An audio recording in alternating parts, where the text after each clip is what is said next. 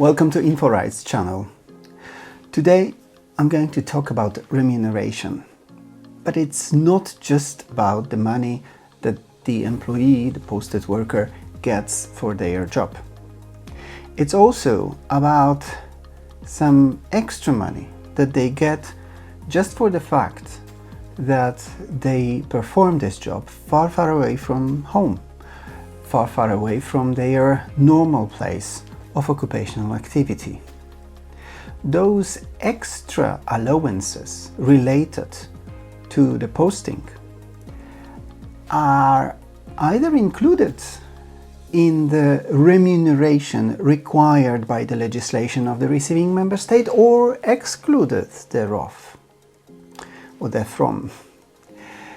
So what does the European law say about these extra money? Before we go to the provisions, I would like to explain that in case when you perform your work far from home, you usually get two sets of money.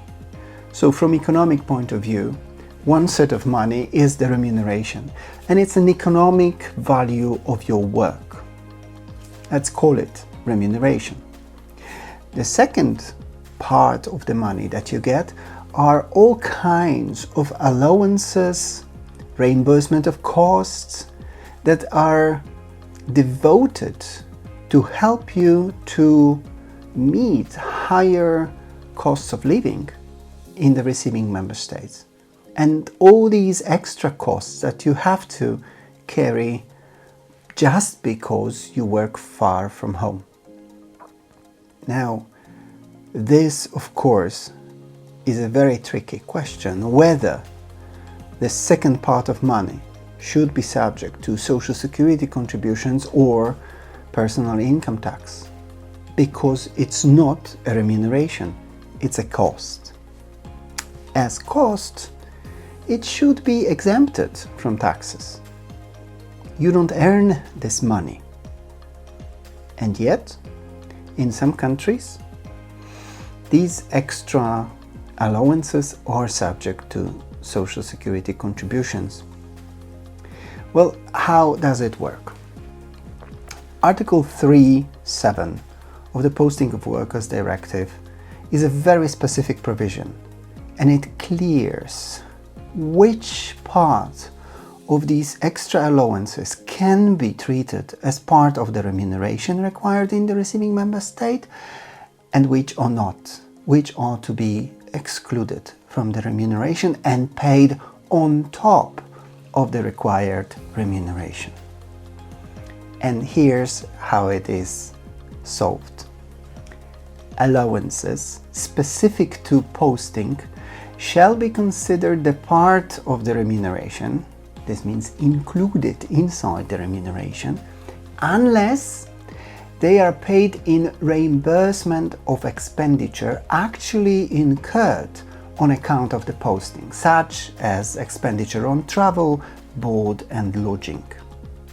So if a worker devotes this money specifically to cover the costs, you cannot treat this money as part of the remuneration, right? Very logical. Now, the employer shall, without prejudice to these costs of a business trip, reimburse the posted worker for such expenditure in accordance with the national law or practice applicable to the employment relationship. And from the previous episode, you should know that this should be the law chosen by the parties. Clear? Where the terms and conditions of employment applicable to the employment relationship do not determine whether, and if so, which elements of the allowance specific to posting are paid in reimbursement of expenditure actually incurred on account of the posting, or which are part of remuneration, then we assume that the entire allowance shall be considered to be paid in reimbursement of the expenditure. That means on top of the remuneration. And then, of course, it will be excluded from Social Security and from tax. It is complicated, I know, but it depends on whether the legislation determines, the legislation of the home country, the legislation that the parties usually choose for their employment relationship, which parts of the payment, and I avoid the word remuneration, which part of the payment that the worker receives are to cover the extra costs, and which are the allowance to meet the higher remuneration requirement of the receiving member state. If it's the latter, it should be included in the remuneration. If it's the former, it should be excluded from the remuneration and paid on top of it. Thank you. See you next time.